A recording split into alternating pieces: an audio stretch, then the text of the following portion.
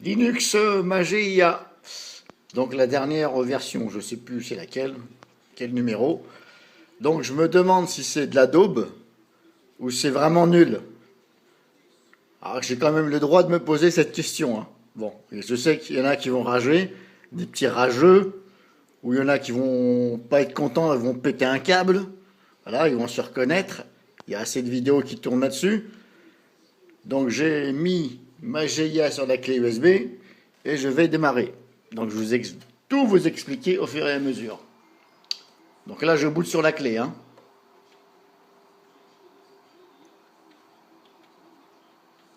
Voilà, donc là hop, je vais sur ma clé USB en UEFI et je démarre. Là on est sur l'interface Mageia. Alors, petite remarque. Voilà déjà ce que vous avez en menu pour faire votre choix. Vous avez le langage qui est hop ici, F2. Voilà. Donc vous pouvez choisir comme ça avec les flèches du clavier, hein. Là, je me sers des flèches du clavier pour naviguer. Donc je vais ici sur langage. F2. Donc je suis sur langage. J'appuie sur entrée. Et ici, on vous demande de choisir votre langage. Bon, jusqu'à là, il n'y a pas de souci.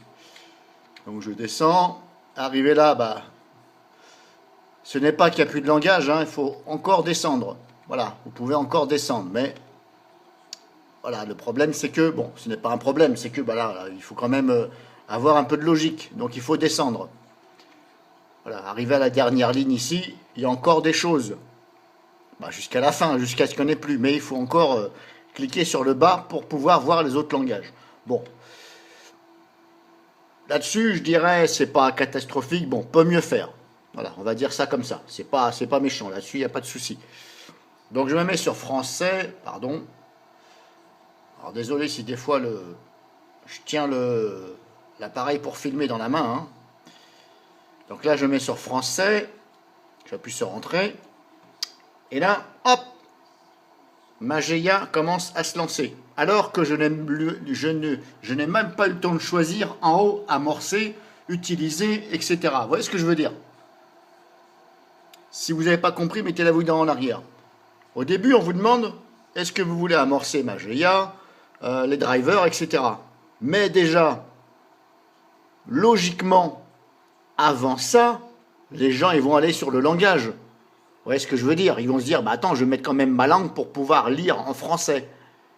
Le problème, c'est que vous avez vu que j'ai mis en français, et hop, il ne m'a pas demandé, il ne m'a pas laissé le temps de choisir si je voulais les drivers, etc. Paf, il s'est mis à démarrer. Donc là, déjà, un peu trop chelou pour moi. Donc à mon avis, il y a une petite correction là-dessus à faire. Ça, c'est encore mon avis, hein. Je sais qu'il y en a qui ne vont pas être d'accord. J'en ai rien à battre et rien à foutre. Comme je vous l'ai dit tout le temps, j'ai le droit de donner mon avis, j'ai le droit de critiquer, j'ai le droit de dire c'est bien, c'est pas bien. En tout état de droit. Il n'y a aucune loi qui m'interdit à faire ça. Donc là, bah, vous voyez, hein, le X, c'est que ça s'est lancé. Alors maintenant, est-ce qu'il faut vraiment... Non, même pas. Il faut même pas. Vous êtes obligé de sélectionner le langage.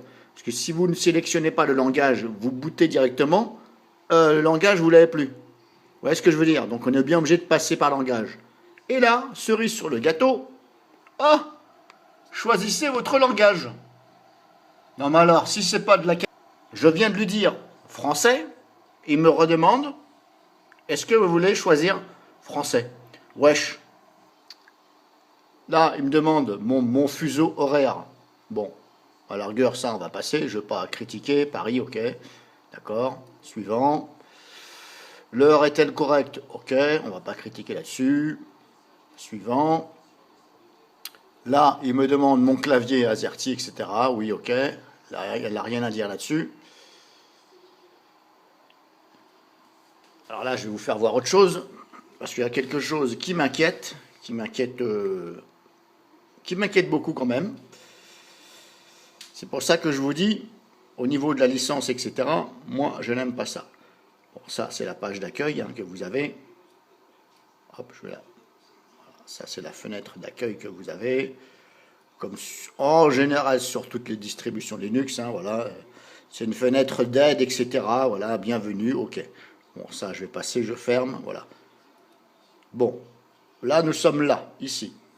Bon, alors déjà, je n'aime pas l'interface, je n'aime pas les icônes, etc. On a l'impression qu'on est sur du Windows plus 98 que du Windows XP. Voilà, encore Windows XP, ça allait, mais 98, voilà. Bon, ça, c'est mon avis, hein. C'est pas le but de cette vidéo, mais voilà. Quand je vois ça, moi, franchement, ça m'attire pas du tout. Bon, ça, ce n'est pas une critique, c'est une remarque. Voilà, je ne veux pas dire que c'est une critique. Chacun est libre de mettre les icônes qu'il veut. Ensuite, je vais donc dans les paramètres. Alors, pour l'instant, j'enlève tous les tableaux de bord parce que moi, j'aime pas, je ne me sers pas de tableau de bord, etc. Donc, paramètres, on va en haut ici. Hop, configurer votre ordinateur. Donc là, nous sommes là. Ici, nous avons le menu. Je vais essayer de faire comme ça. Parce que sinon, peut-être que... Voilà, on a ici le menu pour configurer l'ordinateur. Alors là, moi, je veux ajuster la résolution de mon écran. Parce que vous voyez, là, tout paraît plus gros à l'écran. Bon, peut-être que vous vous en rendez pas compte, mais moi, je le vois. Tout paraît plus gros, ça fait pas beau. Alors, on va sur matériel, normalement. Que je dise pas de bêtises, matériel. Et là, on va sur configurer le serveur d'affichage. Bon, c'est la première fois que j'entends le serveur d'affichage. Bon, en général, sur les Linux, c'est marqué affichage. Mais le serveur, bon, ok. Ça, ce n'est pas une critique, c'est juste, voilà, que je vous le signale au passage. Parce que figurez-vous que j'ai cherché. Au début, je voyais serveur, je fais, mais merde, il n'y a pas d'affichage. Et je me suis dit, bon, bah, je vais cliquer dessus. Et en fin de compte, c'est là. Bon, c'est un peu... Je ne veux pas dire que c'est con, mais voilà. Ensuite, ici, résolution. Là, il me dit automatique. Bon, déjà, automatique, c'est totalement faux. Parce que moi, mon écran, c'est un 1080p. C'est 1920 par 1080. Donc déjà, là... Premier abord, ça n'arrive pas à se mettre automatique puisque la résolution n'est pas bonne. Encore une fois, moi je le vois parce que je suis devant mon écran. Vous ne le voyez peut-être pas. Alors, on va ici sur résolution d'écran. On clique dessus. Ici, on a automatique.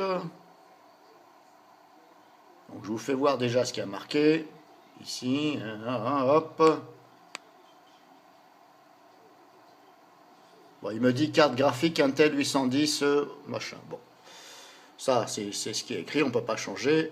Là, je suis sur mode automatique, donc je vais mettre ma vraie résolution d'écran, 1920 par 1080. Donc, vu que je ne l'ai pas ici, 1920 par 1080, eh bien, je vais mettre 1900... que je dise pas de bêtises, 1080, non, c'est 1920 par 1080, pardon.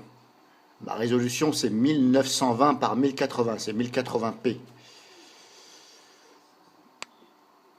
Donc 1920 par 1440. Bon, je m'approchais au maximum, donc je vais choisir 1920 par 1440. Et vous allez voir que ça ne fonctionne pas du tout. Donc regardez bien l'écran, les icônes, etc., la taille. Donc là, c'est parti, j'ai cliqué, c'est bon.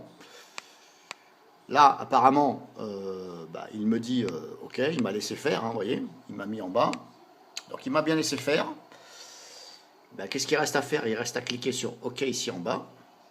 Mais regardez toujours. Hop, voilà, il n'y a rien qui se passe.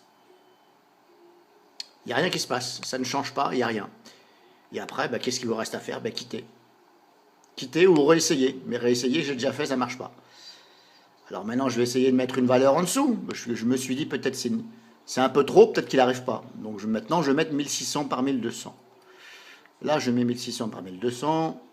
Ici, je laisse comme ça, par défaut. 24 bits. Et là, je mets OK. Et là, toujours rien. L'affichage, ça ne fonctionne pas. Bon, alors qu'est-ce que je me dis? je me dis, je vois test ici, test pour tester éventuellement l'affichage. Je suis dans l'affichage, hein. Donc c'est sûrement pour tester l'affichage. Si je clique dessus, désirez-vous tester la configuration? C'est une question. Attention, tester cette carte vidéo peut bloquer votre ordinateur. Oula. Bon. Peut bloquer votre ordinateur. Je vous laisse imaginer quelqu'un qui n'est pas avancé, trop avancé dans les ordinateurs. Il voit ça, je pense qu'il va se sauver tout de suite de Linux Mageia. Donc déjà, peut bloquer votre ordinateur. Alors, bon, si c'est pour bloquer mon ordinateur, je sais pas, Mageia, enlève ta fonction de merde. Parce que t'imagines, la personne, elle clique sur oui, elle fait quoi après? L'ordinateur, il est bloqué. Bon, personnellement, vous voyez, je prends pas le risque. Voilà, et vous savez ce que je pense de Mageia. Je ne vais même pas le dire, mais vous savez comment je parle de ce que je pense. Donc moi, je vais dire non. Si c'est pour me bloquer mon ordinateur, je vois pas l'intérêt. Bon, donc je quitte. Je suis obligé de quitter puisque j'ai tout fait. Donc je ferme. Voilà, je ferme. Et attention, vous allez voir. Hop, maintenant, il me monte mes disques durs Windows, il les monte automatiquement. Je ne lui ai pas demandé de monter mes disques durs Windows. Regardez, hop. Alors, à mon avis, là, ça, vous voyez, alors je vais tout de suite démonter le volume.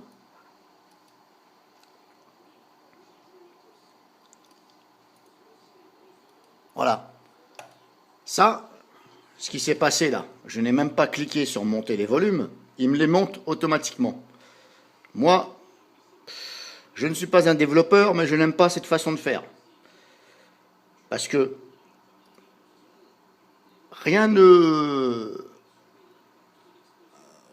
dit que les développeurs n'ont pas fait en sorte d'aller voir vos données automatiquement. Vous voyez ce que je veux dire? Ça monte automatiquement, puis ça va récupérer éventuellement des données. Ça, je mets ça entre parenthèses. Mais en tout cas, moi, je n'aime pas beaucoup ces pratiques. Parce que c'est la première fois que je vois une distribution Linux qui monte automatiquement mes partitions sans que je le demande. Alors que normalement, par sécurité, même au niveau des virus, on ne doit pas monter les disques durs, etc. tant que je n'ai pas dit moi-même monte-les.